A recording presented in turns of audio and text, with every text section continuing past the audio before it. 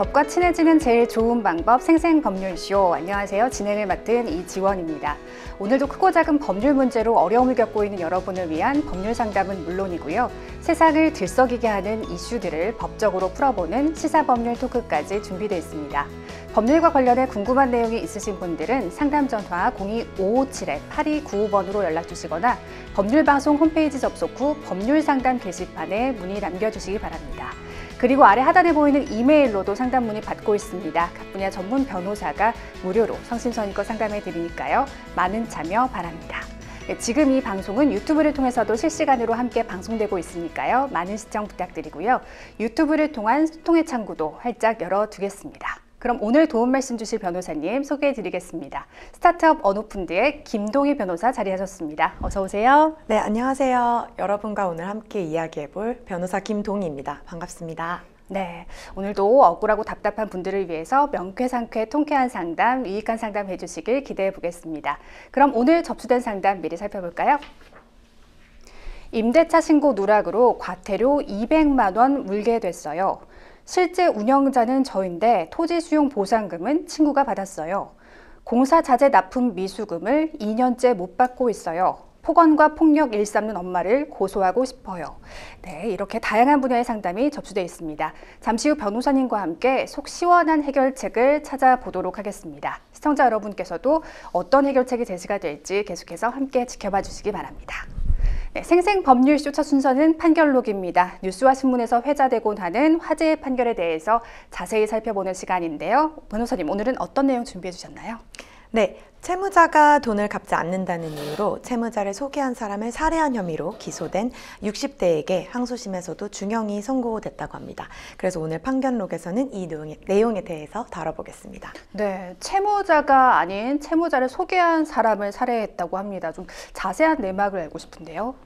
네, 가해자는 지난해 7월 11일 오전 11시 15분경에 대전 유성구에 있는 자신의 주거지에서 지인과 통화하던 피해자에게 흉기를 휘둘러서 살해를 한 혐의를 받았습니다. 네, 앞서 가해자는 피해자로부터 소개받은 지인에게 160만 원을 빌려줬지만 약속한 날에 변제받지 못하자 이제 피해자가 지인과 함께 자신에게 빌린 돈을 사용한다고 생각했고 피해자로부터 지인의 소재 파악 등 협조를 받지 못하자 범행을 저지른 것으로 알려졌습니다. 네, 특히 재판 과정에서 가해자는 피해자와 함께 술을 마시고 피해자가 잠들었지만 이제 깨어나지 않자 깨우기 위해서 범행을 저질렀다고 진술했습니다. 그 말 자체가 좀 미심쩍긴 한데요. 이 채무자가 돈을 안 갚으면 중간에서 소개해준 사람도 함께 책임을 져야 하나요? 이제 그거는 이제 사실 그 사람의 고의성이나 어떤 적극성, 이제 중간에 소개해준 사람이 알고 그랬느냐 이게 좀 중요한 요소가 되기는 할 텐데요. 뭐 그냥 단순히 뭐 나도 사실 소개해준 사람도 피해자인 경우가 많거든요. 그러니까요. 네, 그 경우에는 책임을 묻기는 좀 어렵고 이제 고의적으로 이 사람이 누가 봐도 공범이나 이제 방조에 이르렀다 하면은 책임을 물을 수 있습니다. 그렇군요. 자, 피해자가 안타깝게 사망을 하고 말았습니다. 이에 대한 재판부의 판단 어떻게 나왔습니까? 네, 이제 대전지방법원에서 이제 살인 혐의로 기소된 이제 가해자에게 징역 20년을 선고했습니다. 이제 그 부장판사님은요, 사실을 대체로 인정하며 이제 가해자가 술에 취해 충동적으로 범행을 저지른 것은 유리하나, 다만 이제 피해자가 자신을 별명으로 부르는 등 선배 대우를 해주지 않았다. 그런 것에 불만을 품고 있었고, 네, 이제 가장 존엄한 가치인 생명을 침해해서 죄책이 상당히 무겁다. 그다음에 돈을 돌려받지 못하자 범행을 저질렀다는 것은 죄질이 나쁘다라고 판시했습니다. 그래서 1심 재판부는 이제 피해자 가족에게 피해 복구를 위한 진지한 노력이나 피해 보상을 하지 않았다면서 특히 피고인이 과거 20회 이상 폭력범죄로 형사처벌을 받은 전력이 있다고 하더라고요. 그래서 동종 범죄에 대한 형사재판을 받던 중 이 사건 범행을 저지른 점 등을 고려해서 좀 무겁게 징역 20년을 선고했습니다. 네. 그런데 이제 살인사건의 쟁점은 늘 살인이 계획적인지 여부인데요. 이 사건의 경우는 어땠습니까? 이 사건을 이제 다른 기사나 이제 뭐 다른 이제 그 재판부에서 밝힌 바를 보면요, 흉기를 미리 숨겨두고 있다가 살해했다고 해요. 그렇다면 이건 사실 우발적이기보다는 계획적인 범행으로 보기가 맞다고 생각합니다. 네, 이번에 나온 판결이 항소심 결과였습니다. 항소심의 판단 역시 1심과 같았습니까? 네, 같았습니다. 네. 뭐 대신 이제 보호관찰 요청을 받아들여졌는데요. 네. 다만 이제 1심에서 형이 너무 무겁거나 이제 가벼워서 합리적인 범위를 벗어났다고 보기는 어렵다. 이렇게 생각을 해서 항소심은 1심의 그 형량을 그대로 받아들였습니다. 오히려 네. 추가로 보호관찰을 추가한 거지요. 그렇군요. 말씀해 주신 대로 보호관찰 요청이 그대로 유지가 됐는데요. 이 변호사님, 보호관찰이라는 것이 어떤 건지 자세히 짚어주실까요? 네, 이제 보호관찰은 범죄를 저지른 사람에게 징역이나 구금, 그 구금형 대신에 이제 사회에서 일정 조건 하에 생활할 수 있도록 하면서 이제 국가에서 감독 지도를 지원하는 제도입니다. 그러니까 쉽게 얘기하면 이제 감옥에 보내지 않고 네. 사회에서 감시하면서 재범을 방지하고 이제 재활을 지원하는 그런 제도로 보시면 되겠습니다. 항소심에서 1심의 형이 적절하다고 판단하면서 항소를 기각했는데 검찰이나 피고인이 부당하다고 생각할 경우에 대법원에 상고가 가능할까요? 네네. 항소심에서 이제 1심 판결이 적절하다고 판단했다고 하더라도 일정한 이유가 있을 때에든 저희가 피고인이나 검찰 모두 상고가 가능합니다. 근데 만약에 이제 양형부당, 형이 좀 무겁다 혹은 가볍다 이런 이유로 상고라는 거라면 검사는 불가하고요. 일반적으로는 피고인만 상고를 할 수 있습니다. 네. 자, 160만 원으로 갈등과 오해가 빚어져서 한 생명을 빼앗겼습니다. 좀 오해를 이해로 바꾸려는 한 번의 노력만 있었다면 어땠을까 하는 아쉬움이 남습니다. 지금까지 판결록 함께했습니다. 여러분은 생생법률쇼와 함께하고 계십니다. 어렵고 복잡한 법률 문제로 고민하고 계신가요? 그렇다면 생생법률쇼가 도와드리겠습니다. 생생법률쇼에선 민사, 형사, 가사 등 각 분야 전문 변호사들이 매년 800여 건의 법률 문제를 속 시원하게 해결해 드리고 있는데요. 그럼 무료로 법률 상담을 받을 수 있는 3가지 방법, 지금부터 소개합니다. 첫째, 02-557-8295번으로 전화해 법률 상담 신청을 한다. 둘째, 법률방송 홈페이지에 접속해 법률 상담 게시판에 사연을 올린다. 셋째, 지금 화면에 나오고 있는 이메일 주소로 사연과 연락처를 보낸다.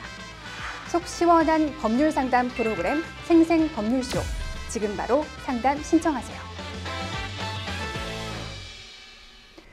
네, 지금부터는 생생법률쇼가 자랑하는 성심성의 무료 법률 상담 진행해 보겠습니다. 전화 상담 연결돼 있는데요. 받아보죠. 안녕하세요. 안녕하세요. 혹시 전화 들리시나요? 예? 네, 안녕하세요. 안녕하세요. 네, 네, 어떤 안녕하세요. 점이 궁금해서 연락 주셨나요? 아니, 내가 화성 병점에 오피스텔 하나 있는데요. 네. 조그만 원룸 오피스텔. 네, 원룸 병점 오피스텔이요. 옆에 네, 오피스텔 네. 있는데 그 오피스텔을 내가 부동산에 맡겼어요. 세입자 맞춰주든가 안 그러면 무슨 또 맞춰준 다음에 동구 출장소에 또 맞춰지면 신고해야 될 거 아니라요. 신고도 네. 그 부동산에서 다 뭐 걱정 말고 다 해준다고 그래놓고 작년 24년도에 신고를 안 해가지고 미신고로 200만 원 과태료가 나왔어요. 그래서 이거 부동산에 나하고 약속하기로는 걔는 말로만 약속했어요. 네. 뭐 세입자도 맞춰주고 뭐 신고도 자기가 다 해준다 해놓고 지금 작년에 신고 안 돼가지고 과태료 200만 원 나왔는데 네. 그 내가 부동산에 찾아가니까 자기 뭐 책임질 수 없다고 그래가지고 네. 책임질 수 있는가 부동산이 책임이 있나 없나 그 때문에 저거 연락드렸어요. 네. 지금 소유하고 계신 원룸 오피스텔 임대차 계약을 부동산에 이제 관리를 맡기신 상태인데 임대차 계약을 체결한 과정에서 공인중개사가 계약 신고를 해준다고 해놓고 좀 누락해서 지금 과태료 처분을 받으신 상황인데 공인중개사가 지금 책임을 지지 않겠다고 말씀하신 상황인가 봐요. 예. 네, 사연 잘 들었고요. 변호사님께 구체적인 상담 받아보겠습니다. 예. 네, 안녕하세요. 김동희 변호사입니다. 예, 안녕하세요. 네, 안녕하세요. 저 몇 가지 사실관계를 좀 여쭤보고 싶은데요. 예. 그 오피스텔을 23년에도 계약을 매년 체결을 하셨나 봐요. 예, 내가 그거 오피스텔 20년도에 샀어요. 네. 그래서 그 서재는 그 임선 천지 위탁소에 맡긴 다음에 그 다음에 1년 후에는 그 부동산에 맡겼어요. 아, 그래서 그 화성 병전 거기에 있는 부동산에 맡겼는데, 그런데 22년도부터 자기가 관리해놓고, 그 다음 22년, 23년, 24년, 올해 올해 2월,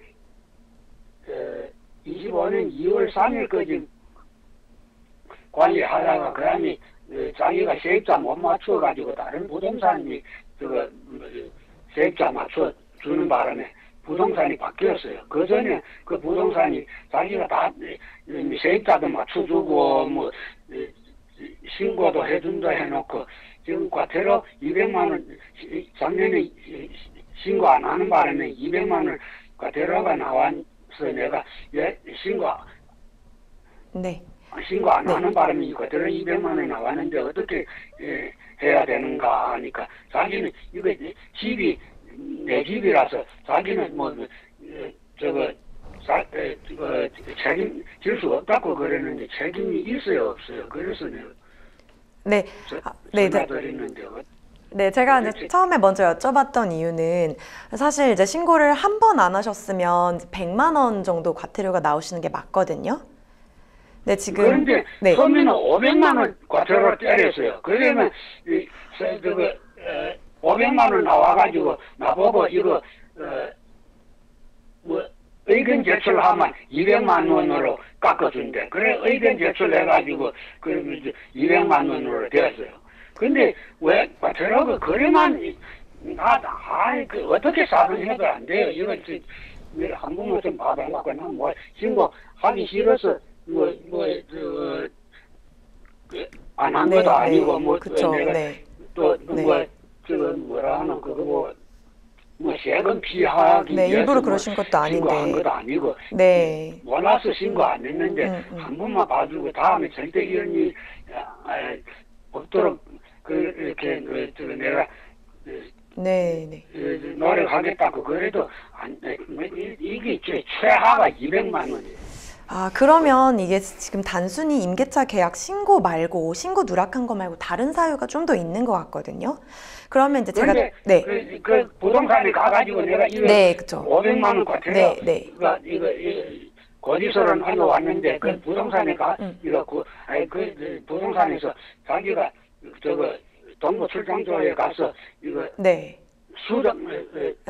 수정 신고하면 된다고 그래가지고 수정 신고했는데 처음에 어떻게 신고하는지는 잘 모르겠어요. 24년도에. 24년도에 그 사람이 한 사람이 2년 살았어요. 계속 사람도 바뀐 것도 아니고 계속 한 사람이 살았는데도 신고할 필요 있어요.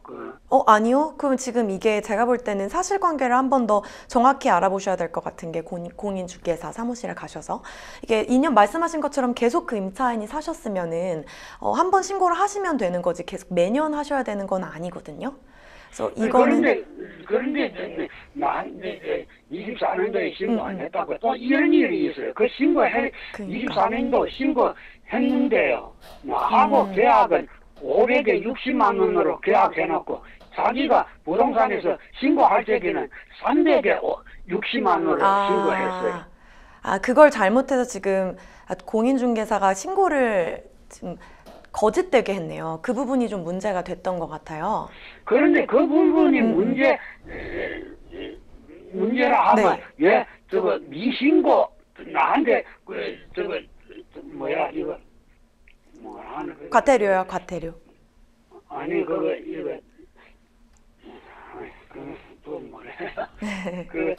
나한테 보내온 거는 여기 미신고로 500만 원 과태료가 나왔어요. 미신고로 300만 원 모든 건 300에 60만 원 네, 맞아요. 다 미신고로 포섭은 하니까. 네, 신고했다고 네. 과태료가 나온 게 아니고. 네. 네. 저거 미신고로 24년도 미신고로 과태료 500만 원이 날라왔어요. 그럼 일단 네. 제가 생각할 때는 얼마가 나왔든 허위 신고 때문에 과태료를 때리나 안 그러면 미신고로 과태료를 때리나 물어보니까 왜 그게 동부 출장소에서는 이거 미신고 때문에 미신고라도 그게 부동산에서 가서 수정 신고 다시 했어요. 수정 신고. 네네. 수정했는데 그다음에 또 내가 직접 동부 출장소에 가서 물어보니까 도대체 이거 미신고로 과태료 때렸어요. 안 그러면 이거 허위 신고 때문에 과태료 때렸어요. 그런데 또 그렇게 확실하게 내가 허위 신고로 좀 했으면 완전히 부동산 책임이니까 부동산 보고 내가 돈 받고 하려니까 뭐지 옳게 정답도 없어요. 미신고인지 허위 신고 때문인지 두 가지 다 있다고 또 그렇게 말하는 것지도 하고 솔직하게 거기에서는 이랬다 저랬다 하니까 나도 잘 모르겠어요. 어떻게 된 물건인지. 제가 볼 때는 지금 어쨌든 중요한 거는 공인중개사가 책임을 물 수 있는지 여부를 궁금해 하신 거잖아요. 예. 네. 지금 금액은 제가 볼 땐 지금 정확히 제가 지금 사실관계와 어떤 서류를 본 게 아니라서 금액에 대한 거는 제가 지금 정확히 말씀드릴 수는 없지만, 지금 확실한 거는 이제 공인중개사가 본인이 모든 거를 이제 해주겠다. 그러니까 결국 이 신고 관련한 내용은 내가 위임받아서 하겠다라고 이제 뭐 말했던 혹은 메시지라든지 아니면 위임장을 주신 게 있다든지 이런 게 있는지 없는지에 따라서 좀 지금 상황이 달라질 것 같거든요. 그런 거는 없어요. 그냥 말로만, 걱정 말고, 다 해준다고 그냥 말로만 했지, 각서 같은 거, 메시지라도 없을까요? 없어요. 메시지, 그러면 지금이라도 한번 이렇게 싸우더라도 이거 신고해준다고 하셨는데 이거를 왜 이렇게 누락했느냐라는 어떤 인정을 받을 수 있는 내용의 메시지라도 저는 지금이라도 한번 보내는 걸 추천을 드리거든요. 이제 그 이유는 사실 신고하는 것 자체는 공인중개사한테 의무는 없어요.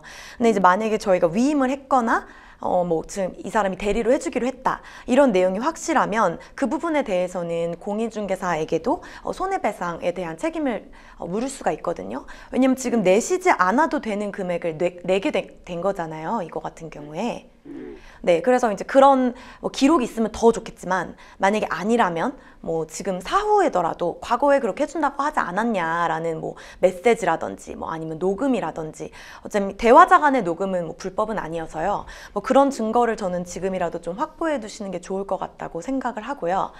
그러고 나면 사실 이분이 자기가 해야 되는 책무를 다하지 못해서 지금 이런 손해가 발생을 하신 거라서 그 과태료 부분에 대해서는 공인중개사 분에게도 책임을 물 수 있을 것 같아요. 그런데 무슨 메시지랑 무슨 로그인이랑 계약서 같은 거 쓴 거는 없어요. 근데 그냥 말로만 걱정 말고 다 세입자도 맞춰주고 세입자 들어오면 또 신고도 해주고 지금까지 다 그렇게 해왔어요. 해왔는데 다른 집도 다 그렇게 하고 있어요. 남의 물건 가지고 자기가 돈 벌이 먹기 위해서 다 해준다고요. 자기가 돈 벌이 먹지 않아요. 수수료 받아먹고 양쪽에 다 세입자랑 건물주랑 다 양쪽에 다 수수료도 받고 그 대신에 자기가 해준다고 일을 해줘야 되는 거 아니라요. 그러니까 무조건 해줘야 친구를 무조건 대신해줘야 되는 건 아닌데 말씀하신 것처럼 요즘에 거래 관행이 늘 그래왔고 주변에 지금 임대인 지금 상담 주신 임대인뿐 아니라 다른 임대인들도 지금 다 그렇게 하고 있는 상황이라든지 그렇다면 이것 또한 도움이 되는 증거이긴 합니다. 왜냐면 지금 거래 관행이 그렇게 되고 있다. 네, 그래서 뭐 다른 그렇게 하고 있어요. 개인적으로 가서 이거 신고하는 사람도 없어요. 또 자기가 안 해준다 하면 내보고 이거는 본인 혼자 신고해야 된다 하면 내가 그 직접 안 해준다 하면 내가 가서 하지요. 그쵸, 그렇게 네. 말도 안 하고 자기가 다 해준대 해놓고 지금 이거 무슨 일이 발생 되니까 자기 내 몰라 하고 물러서 보고 저기 책임도 지지도 안 하고 네. 네. 정말 200만 원 집에 과태료 나왔으면 솔직하게 잘못했으니까 내좀 뭐 부담해 주겠다 그런 말이라도 하면 솔직하게 나도 화가 안 나셨을 텐데. 네. 아니 속상하죠. 네. 진짜 이거 억울하고 속상해서 그래서 내가 여기 TV 방송 보고 그래서 내가 이거 근데 아마 이전에 그래서 전화드렸어요. 사실 뭐 위임받아서 한 거라면 뭐 그냥 결론으로 말씀드리면 위임받아서 했다. 그게 이제 확실하다면 책임을 물을 수 있습니다. 책임을 아예 뭐 회피할 수는 없고요. 이제 본인 지금 말씀하신 상황으로 봤을 때 아마 그 전에 신고를 할 때도 본인이 직접 위임장을 만들어서 갔다든지 했을 거예요. 정황상. 왜냐면 위임장 없이 그냥 대리 신고를 할 수는 없거든요. 지금 임대차 계약 신고 같은 경우에. 위임장은 있는데요. 아마 위임장을 가지고 가서 직접 내셨을 거예요. 그 신고하실 때. 뭐 그래서 제가 말씀드리고 싶은 거는 제가 볼 땐 책임을 좀 물을 수 있는 상황이라고 생각이 되고요. 근데 이제 그러기 위해선 저희가 이제 증빙을 좀 해야 되잖아요. 왜냐면 저희는 지금 믿지만 이거를 뭐 만약에 뭐 안 줘가지고 뭐 제일 나쁜 경우에 뭐 소송까지 간다고 했을 때 물론 이거 갖고 소송을 가시지는 않을 것 같긴 한데 그렇다면 이제 공인중개사한테 책임을 물을 수 있는 근거가 좀 필요하니까 뭐 메시지가 없다고 하시더라도 뭐 그 주변에 뭐 임대인분들이 이렇게 하고 있다는 뭐 거래 관행의 어떤 진술서를 뭐 다른 임대인분에게 받으셔도 좋을 것 같고 뭐 그런 걸 토대로 뭐 한번 그 공인중개사분에게 메시지를 보내면서 늘 이렇게 했는데 늘 이렇게 신고를 대리로 해줬고 이렇게 대리 신고를 해줬다면 그런 위임을 받은 이 내용을 잘하지 못한 것에 대한 책임이 있다. 뭐 그런 내용을 한번 메시지로 보내시면서 이 공인중개사분이 내가 이걸 대신 해준 게 맞다라는 내용이 조금 나올 수 있게 좀 이렇게 유도될 수 있는 내용의 메시지도 저는 괜찮을 것 같아서 그런 내용을 조금 만들어 두시면 좋을 것 같아요. 지금이라도. 어떻게 그냥 뭐 그대로 그냥 메시지를 보내세요. 뭐 그동안 늘 신고를 대신 해줬고 나 대신 신고를 대리로 해줬고 이렇게 했으면 넌 사실은 이제 공인중개사님 제가 성함 모르지만 누구누구 씨가 나의 임대차 계약에 있어서는 이제 대리인으로서 이제 위임받아서 활동을 했던 것 아니냐. 근데 이 위임 행위를 제대로 하지 못해서 나에게 이런 과태료가 나왔기 때문에 이 부분에 대해서는 일정 부분 책임을 같이 져줘야 되는 게 맞다. 이런 내용을 한번 메시지로 보내보세요.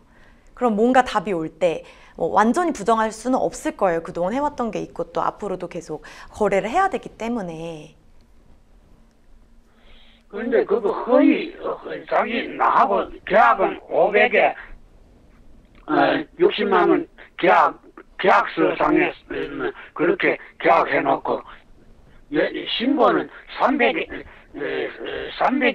560만 원으로 신고한 거 그거는 만약 부동산 책임이 아닌가요? 그분이 만약에 그렇게 허위 신고를 하신 거면 그게 당연히 책임이 맞죠. 합의된 내용이 아닌데 지금 허위로 지금 신고를 하신 거잖아요. 얘 그렇게 신고했나 하면 내가 그게 동부출산소에 간물을 보니까 그거 22년도에 저거 나간 사람이 또 새로운 들어올 사람하고 1년이 안 돼가지고 처음에는 300에 보증금 360만 원 신고했다가 그 다음에 다시 560만 원으로 신고하면 1년 지나야 그렇게 200만 원 더 올려가지고 신고할 수 1년 전에는 올릴 수 없다고 할 수 없어서 그래서 이 360만 원 신고했다고 그런 애한테 알려줘야지 그런 계약서를 고치든가 다시 계약을 하든가 그렇게 해야지. 그래서 자기 신고는 300에 60만 원을 해놓고 계약은 나하고 계약은 560만 원으로 돼가 있으면 그 허위 신고가 되지 않나요? 그쵸, 그건 잘못된 거죠. 그러니까 같은 세입자한테 만약에 금액을 올렸다고 하면은 그거는 뭐 저희가 문제가 될 수 있겠지만 계약이 뭐 미리 조기 종료되고 다른 세입자랑 새로운 계약을 체결하신 거기 때문에 그에 맞게 이제 500에 60이라고 하셨나요? 30이라고 하셨나요? 원래는 300에 60이었는데, 그 네. 1년도 못 살고 나가가지고 다른 사람 들어오는 그쵸. 바람에 또 500에 60으로 60에. 올렸어요. 560, 네네. 1년 안 되니까 네. 500에 60으로 올릴 수 없대요. 그래, 1년 후에 5% 올릴 수 있지만, 1년 전에는 5% 올릴 수 없어. 그 해당이 안 돼가지고, 한테 물어보지도 안 하고, 그냥 600에, 300에 60만 원으로 신고했더라고요. 그거는 동일한 세입자일 경우에 5%까지밖에 올릴 수 없다는 상한이 있었을 텐데요. 그 계약이 다시 뭐 재계약을 할 때요. 이거는 조기 종료하고 그 다음에, 왜냐면 이런 일은 사실 되게 비일비재하거든요. 먼저 살던 분이 나가게 되고 다른 세입자가 들어오는 경우는 굉장히 비일비재한데 이런 경우마다 모두 그렇게 이전 세입자 기준으로 신고를 하게 되지는 않습니다. 그래서 이걸 만약에 그렇게 공인중개사분이 하셨다면 이거는 확실히 알아보시고 책임을 물으셔야 될 것 같아요. 아니, 원래 살던 사람이 나가면 1년 안 돼도, 1년 안 살고 나간 다음에 세입자 들어오면 직접 5% 올릴 수 있어요.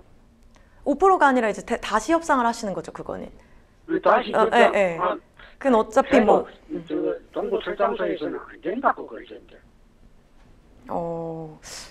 왜냐면 이거는 사실은 이제 그 5%를 5% 상한을 두는 거는 기존 임차인을 보호하기 위한 정책인데, 이제 이거는 다시 나가시고, 기존에 살던 세입자가 나가시고, 그 다음에 이제 새로운 세입자와 어떻게 보면 다시 이제 계약 조건을 협상하시는 문제이기 때문에, 제가 알기로는 이제 다시 하실 수 있는 걸로 알고 있기는 하거든요.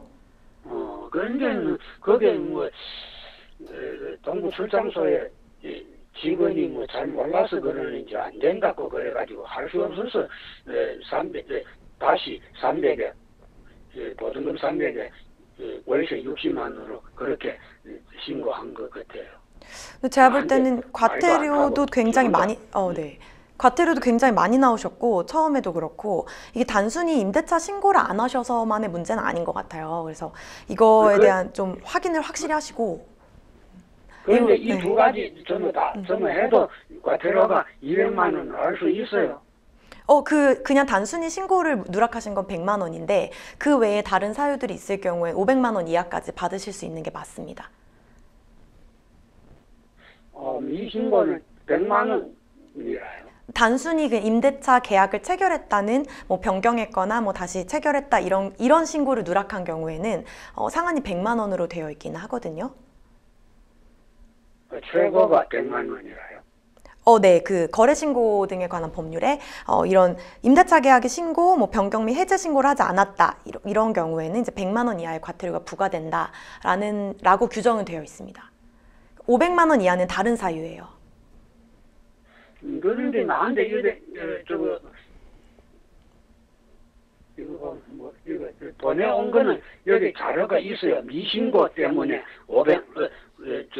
500만 원으로 이거 과태료가 나왔다고 이렇게 나한테 보내왔는데요.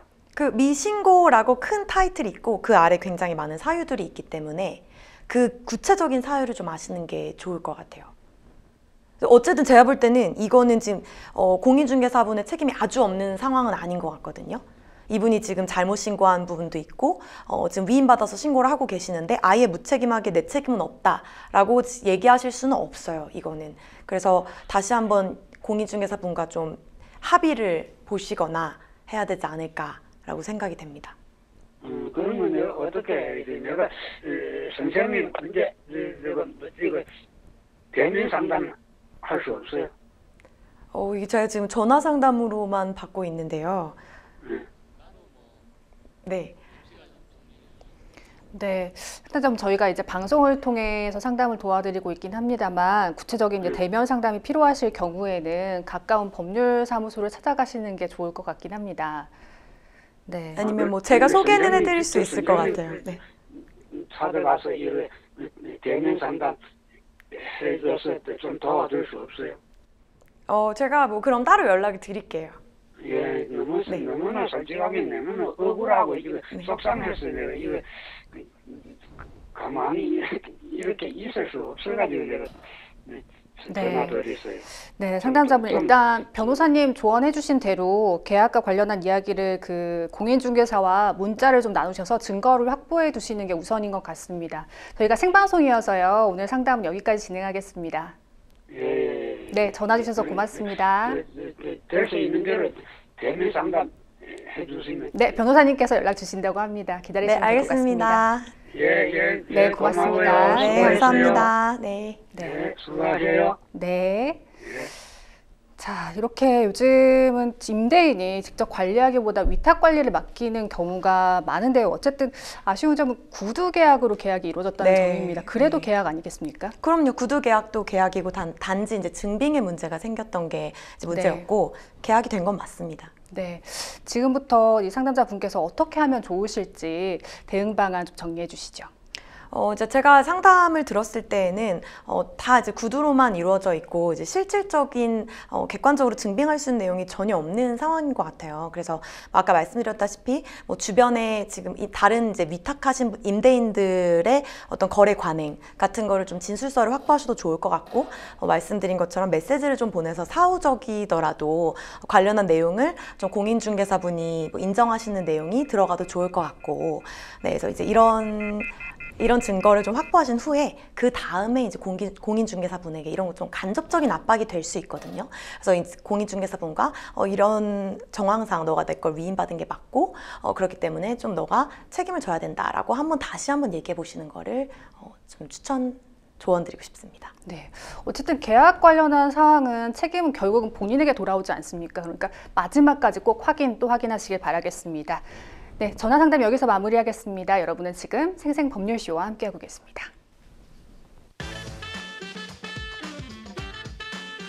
어렵고 복잡한 법률 문제로 고민하고 계신가요? 그렇다면 생생법률쇼가 도와드리겠습니다. 생생법률쇼에선 민사, 형사, 가사 등 각 분야 전문 변호사들이 매년 800여 건의 법률 문제를 속 시원하게 해결해 드리고 있는데요. 그럼 무료로 법률 상담을 받을 수 있는 3가지 방법, 지금부터 소개합니다. 첫째, 02-557-8295번으로 전화해 법률 상담 신청을 한다. 둘째, 법률방송 홈페이지에 접속해 법률 상담 게시판에 사연을 올린다. 셋째, 지금 화면에 나오고 있는 이메일 주소로 사연과 연락처를 보낸다. 속 시원한 법률 상담 프로그램 생생법률쇼. 지금 바로 상담 신청하세요. 네, 이번에는 법률방송 이메일을 통해 들어온 여러분의 고민을 해결해 드리겠습니다. 어떤 내용인지 보실까요? 건물주인 친구가 노래방 운영을 부탁해서 월 40만 원의 계약을 체결하고 2020년 7월부터 노래방을 운영해 왔습니다. 애초에 영업이 잘 되는 곳은 아니라서 친구도 월세는 일절 받지 않았습니다. 그래도 도의상 코로나 때 받은 정부 지원금 2천만 원 중 800만 원은 친구에게 임대료 명목으로 지급하긴 했습니다. 그런데 부끄럽게도 작년에 제가 음주운전으로 실형을 살게 되면서 잠시 노래방 운영을 다른 사람에게 맡긴 적이 있었는데요. 그 기간 동안 해당 건물에 있던 토지가 도로에 수용되는 일이 있었나 봅니다. 친구가 시행사로부터 시설 이전 비용으로 1,200만 원을 받았다면서 다짜고짜 시설 이전에 필요한 서류를 떼달라고 해서 알게 됐는데요. 알고 보니 친구가 실제로 노래방을 운영한 것은 본인이고 저는 단순히 명의만 빌려준 것이라고 시행사 측에 주장했다고 하더라고요. 하지만 노래방 명의도 실제로 운영한 것도 전데 보상은 친구가 대신 받게 된 꼴이라 너무 황당했습니다. 시행사 측에 물어보니 이의 제기를 통해 바로잡을 수 있다고 해서 정보 공개 신청을 한 후 이의 제기를 하려고 하는데요. 그런데 의아한 건 보상금에 영업 손실 비용이 포함되지 않았다는 겁니다. 토지보상법에 따르면 토지 수용 시 영업 손실 비용을 지급해야 하는 걸로 알고 있는데요. 제가 알고 있는 게 맞다면 이 부분도 함께 청구가 가능할까요? 그리고 같은 건물에 제 명의로 포장마차도 운영 중인데 한 장소에서 2개 영업장을 운영한다면 각각 따로 보상받을 수 있는 건지도 알고 싶습니다 하셨습니다. 네, 지금 친구분께서 임대인이시고 상담자께서 임차인이신데요. 토지 수용으로 인한 보상금은 원칙적으로 누구에게 지급되는 건가요? 네, 토지 수용으로 인한 이제 토지나 건물에 대한 보상금은 이제 친구분이 받으시는 게 맞겠지만, 이제 그 건물에서 영업했던 그 어떤 가게에 대한 영업 손실 보상금이라든지 시설 이전비는 이제 시설 운영자이셨던 이제 상담자분이 받으시는 게 맞습니다. 네. 그럼 현재 상황에서 실질적인 임차인은 누구라고 봐야 할지도 좀 궁금합니다. 그동안 월세는 지급하지 않았지만 임대료 명목으로 지원금 중에 일부를 좀 주신 것 같고 토지 수용 기간 동안 잠시 자리를 비운 것만 제외하고는 직접 가게 운영도 해오신 것 같거든요. 네, 이제 상담에 적어주신 내용을 토대로 보면 실질적 임차인이 지금 상담자님으로 생각이 되고 있어요. 네. 왜냐하면 이제 직접 운영하기도 하셨고 네. 운영하기 어려운 상황이 오셨을 때에도 이제 다른 분에게 넘겼다라는 내용이 아니고 본인이 운영을 잠깐 맡기셨다라고 하셨거든요. 그럼 이제 주된 운영권은 놓지 않으셨던 걸로 보여요. 물론 이제 계약상 월세를 전부 지급하지는 않으신 것 같기도 한데 이제 그거는 이제 또 나중에 임대인이 월세를 청구할지 말지에 대한 이제 변론적인 부분이고요. 현재 그냥 임차인을 누구로 봐야 될까라고 본다면 지금 상담자분이 맞다고 생각됩니다. 네. 지금 현재 친구분이 시행사로부터 시설 이전 비용을 지급받은 상황입니다. 실제로 시설 이전비와 영업 손실 보상금은 좀 어떻게 다른 건가요? 네, 시설 이전비는 이제 시설 이전에 대한 보상이에요. 네. 그래서 이제 뭐 기존에 설치된 기계가 있다든지 뭐 설비 비품 옮길 때 저희 수용에 따라서 옮겨야 되는 이사비가 필요하니까 그걸 지원해주는 것이 그냥 말 그대로 시설 이전비고요. 네. 이제 영업 손실 보상금은 아무래도 수용되고 뭐 이전하는 동안에 뭐 영업을 당분간 폐쇄를 한다든지 아니면 중단을 해야 되기 때문에 그에 대한 이제 보상금을 지급을 하는 거거든요. 그래서 좀 다른 내용으로 보시면 됩니다. 그렇군요.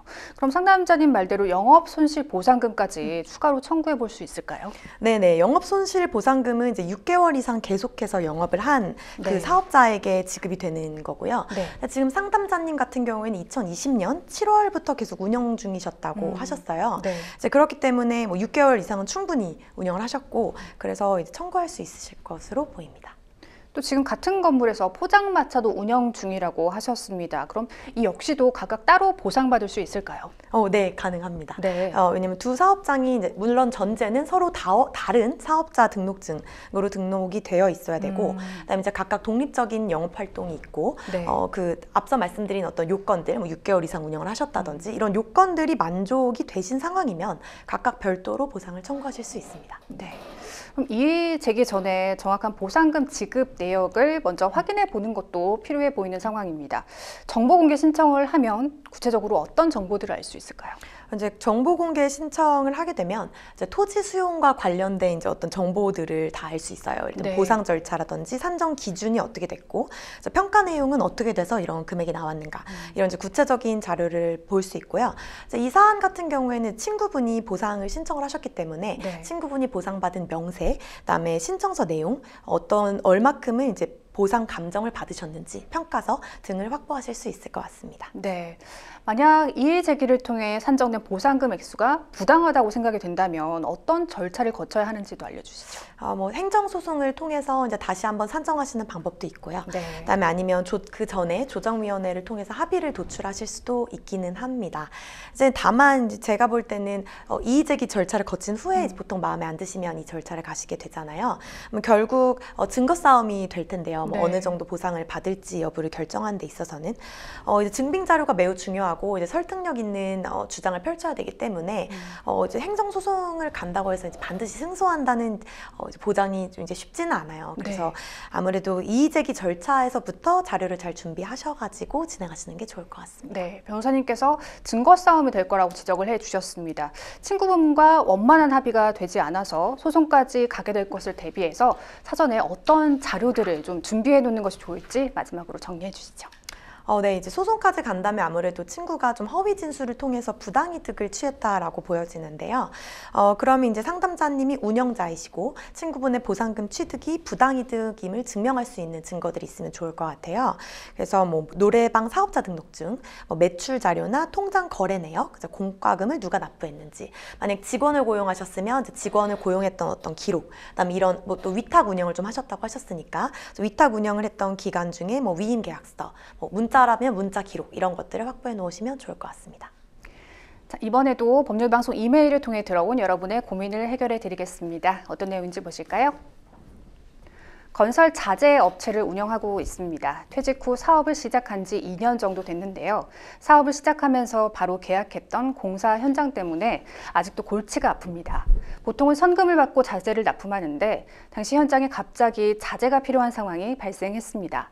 계약서에서도 물론 선금 지급 후 자재 납품으로 계약돼 있긴 합니다만 상황이 급박한 나머지 자재부터 납품하게 됐습니다. 그 당시 자재 대금이 대략 3,050만 원인데요. 아직도 받지 못했습니다. 결국 작년에 차용증을 작성했는데 변제일까지 미수금을 주지 않아서 현장 소장과 시공사 대표에게 계속 연락을 했습니다. 대표가 처음엔 사정이 여의치 않다면서 차일피일 미루더니 얼마 전에는 자신이 회사를 그만두었으니 더 이상 연락을 말아달라고 하더라고요. 그러면서 현재 재직 중인 새 대표에게 변제를 촉구하라고 하는데요. 현재 내용 증명을 고민하고 있는데 이럴 때 새 대표를 수신인으로 내용 증명을 보내는 게 맞나요? 사실 소송까지 생각하고 있는데요. 저희 회사는 경기도 수원에 있고 상대 회사가 대구에 있습니다. 그렇다면 어디서 재판을 치러야 하나요? 또 미수금이 부가세 제외 3,050만 원이라서 소액 재판이 안 되는 것 같더라고요. 제 임의대로 60만 원 정도를 빼고 2,990만 원으로 설정한 후 소액 재판으로 신청해도 될까요? 사업 초기인데 미수금 때문에 너무 머리가 아픕니다. 도와주세요 하셨습니다. 네, 답답한 상황이신 것 같습니다. 여러 가지 궁금증이 많은데 하나씩 풀어가 보겠습니다. 변호사님, 우선 내용 증명을 보내려고 하는데요. 대표가 바뀌었습니다. 이런 경우 수신인을 어떻게 설정해야 하나요? 네, 지금 현재 재직 중인 새 대표님에게 보내라고 하셨다고 이제 구 대표님이 말씀하셨다고 하는데요. 네. 지금 내용사항 보면 어떻게 보면 납품 계약서나 이제 차용증의 계약 상대방이 제가 판단컨대 회사로 생각이 돼요. 왜냐면 회사한테 납품했던 자재를 납품했던 계약이었고 그 미수금 때문에 받지 못하자 차용증을 쓰셨으니까 아마도 회사와 계약을 체결하셨을 거고, 그렇다면 이제 기존 대표가 회사를 그만둔 것과는 관계없이 현재 회사에 남은 새 대표가 회사를 대표하고 있으니까 새 대표에게 보내시는 게 맞습니다. 수신은. 그렇군요. 네. 그럼 이런 상황에서 내용 증명을 보내는 게 효과가 있다고 생각하시나요? 네, 이제 내용 증명 자체는 사실 이제 통보의 효과가 있고 뭐 내용 증명을 보냈다고 해서 법적 효력이 있는 것은 아니긴 한데요. 이제 그래도 이제 분쟁 나중에 뭐 소송에 가신다고까지 생각을 했으니까 이제 상대방에게 이런 내용을 보냈다라는 내용 증명으로는 이제 확실한 증거로 사용하실 수 있고요. 그러니까 적어도 뭐 이 내용을 몰랐다를 이제 방지할 수 있는 증거로 쓸 수 있기 때문에 내용 증명을 보내시는 거를 추천드립니다. 지금 소송도 고려 중인 것 같습니다. 그런데 상담자님의 회사가 수원에 있고 상대 회사는 대구에 있는데요. 이렇게 지역이 다른 경우 재판이 어디서 진행되는지 많이들 궁금해하십니다. 소송을 어떤 관할 법원에 제기해야 할까요? 원칙적으로는 이제 만약 계약서도 있으셨고 이제 차용증도 있으시니까 뭐 계약서 내에 만약 합의하신 관할 법원이 있으면 거기를 먼저 제기하시는 게 이제 맞고요. 만약 그런 게 없는 경우가 있어요. 계약서에 이제 누락하신 경우가 있으면 그럴 때는 이제 원칙적으로는 피고인의 주된 사무소, 피고의 주된 사무소 또는 영업소, 이 경우에는 이제 대구가 되겠네요. 이제 대구에 있는 회사니까 대구에 있는 법원에 이제 내시면 되고요. 근데 지금 이거 금전 청구 관련한 사건이에요. 이럴 때는 이제 채권자의 주소지를 관할하는 법원에도 소를 제기할 수 있거든요, 저희가. 그래서 지금 상담자님의 회사가 경기도 수원에 있는 회사이기 때문에 수원에서도 재판을 진행하실 수 있습니다. 네, 지금 소액 심판에 대해서도 물어보셨습니다. 그런데 이제 소액 심판 청구 소송이 3천만 원 이하의 사건이 안에 가능해서 청구 금액을 좀 임의적으로 낮춰서 진행하려는데 가능할까요? 사실 이제 소액 사건 심판 같은 경우에는 금액이 작기 때문에 일반 민사 소송보다 좀 여러 가지 편의를 제공하는 편이에요. 그렇기 때문에 이거를 임의대로 그 속가를 낮춰가지고 분할해서 소를 제기하실 수는 없습니다. 그래서 이건 지금 미수금이 부가세를 제외하고도 3,050만 원이라고 하셨어요. 네. 그러면 이제 좀 아쉽게도 3천만 원이 넘었기 때문에 이 경우에는 소액 재판이 불가능할 것으로 보입니다. 네. 그럼 소를 제기하기 전에 내용 증명 외에 대금을 독촉하거나 지급을 받을 수 있는 다른 방법은 없을까요? 뭐 사실 확실한 방법은 아닌데요. 이제 뭐 미수금을 언제 변제할 거냐, 어떤 약정서라든지 아니면 상환 계획 같은 계획서 등을 요청해 보시는 것도 방법이 아닐까 싶은 생각이 듭니다. 아무래도 이제 간접적으로 상대방을 압박할 수 있는 수단이 될 수 있을 거라고 생각합니다. 네. 자, 계속해서 법률방송 이메일을 통해 들어온 여러분의 고민을 해결해 드리겠습니다. 어떤 내용인지 보실까요? 15살 중학생인데요. 엄마를 고소하고 싶어서 사연을 씁니다. 엄마는 어릴 때부터 폭력적이었습니다. 툭하면 물건을 집어던지며 행패를 부렸습니다. 술에 취한 것도 아니고 그냥 멀쩡한 정신으로 그랬습니다. 입만 열면 신세 한탄을 했고 자기 자식인 저에게 너를 괜히 낳았다. 내 인생이 너로 인해서 망가졌다는 등의 말을 서슴지 않고 했습니다. 아주 어릴 땐 잘 몰랐는데 조금 크고 나서는 너무 슬펐습니다. 집에는 제 방이 따로 없어서 엄마가 난리를 칠 때면 방구석에 웅크린 채로 있어야 했습니다. 재작년에 이혼한 아버지가 집을 떠난 이후에는 더 심해졌습니다. 툭하면 저를 때리고 욕을 합니다. 제가 고등학교에 가면 바로 다 지원을 끊고 다른 데 가서 살겠다고 말합니다. 사실 저는 이제 엄마보다 덩치가 큽니다. 그래서 엄마와 싸우면 이길 수 있는데 그냥 참고 있습니다. 근데 더 이상 같이 살고 싶지가 않습니다. 매일이 지옥 같은데요. 엄마를 아동학대로 신고하면 엄마와 떨어질 수 있을까요? 어른이 돼서 돈 벌고 나서 엄마를 고소하고 싶은데 그때 정신적, 육체적 피해 보상을 받을 수 있을까요? 고소에 대한 준비를 미리 하려면 어떤 증거들을 모아놔야 할까요? 하셨습니다. 네, 마음이 좀 많이 아픈 내용입니다. 상처가 아주 큰 상황인 것 같은데요. 우선 사연으로만 봤을 때 이 어머니의 말과 행동을 가정폭력으로 충분히 신고를 할 수 있을 것 같은데 어떻게 보십니까? 네, 저도 충분히 가능하다고 보여지고요. 네. 이제 뭐 아동학대는 이제 단순히 체벌이나 혼내는 걸 넘어서서 이제 아동에게 신체적, 정신적 고통을 주거나 이제 정상적인 발달을 저해할 수 있는 행위를 하는 것을 말하고요. 지금 이 사연에서 보시면 엄마가 욕설하시고 때리고 너 때문에 인생이 망했다라는 말을 반복적으로 하는 거, 네. 그다음에 분리된 공간 없이 늘 불안하게 웅크려 지내야 했던 어떤 환경, 이 모든 게 이제 정서학대, 이제 신체학대로 보여집니다. 중학생인데 스스로 아동학대 신고가 가능할까요? 네, 이제 아동복지법에서는 이제 아동을 좀 저희가 생각하는 아동이 아니고요. 네. 이제 18세 미만인 사람으로 정의를 하고 있어요. 네. 네, 그렇기 때문에 현재 15세시고 충분히 가능합니다. 지금 신고 후에 학대 폭력 사실이 확인이 되면 지금 어머니, 그 부모와 분리도 가능할까요? 네, 가능합니다. 이제 법원에서 판단을 내리기 전에도 네. 저희가 경찰의 판단으로도 긴급 임시 조치로 분리도 가능하고요. 그다음에 지자체의 판단으로도 즉각 분리를 시킬 수 있는 제도도 운영을 하고 있습니다. 다만 이 판단에 있어서 지금 가장 중요한 건 이제 아동분의 의지이기 때문에 그 부분에 대해서 이제 본인이 분리를 원하시면 강력히 의지를 표방하시면 됩니다. 지금 상담자분께서는 어른이 되고 난 후에 어머니를 상대로 고소를 생각하고 있는 상황입니다. 어릴 때 학대를 시간이 지난 후에 고소해도 될까요? 네, 이게 어찌 보면 공소시효의 문제를 물어보시는 것 같은데요. 네.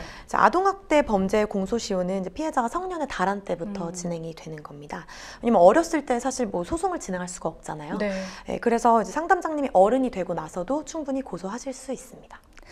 미리 증거를 모아두고 싶다고도 얘기를 합니다. 이 학대 사실에 대한 증거를 미리 수집해 놓는 게 좋을까요? 네, 너무 중요합니다. 그렇군요. 네, 너무 중요합니다. 네네. 자, 당시 상황을 증언할 수 있다는 뭐 증인이 있다면 증인의 진술서를 확보하시는 것도 좋고요.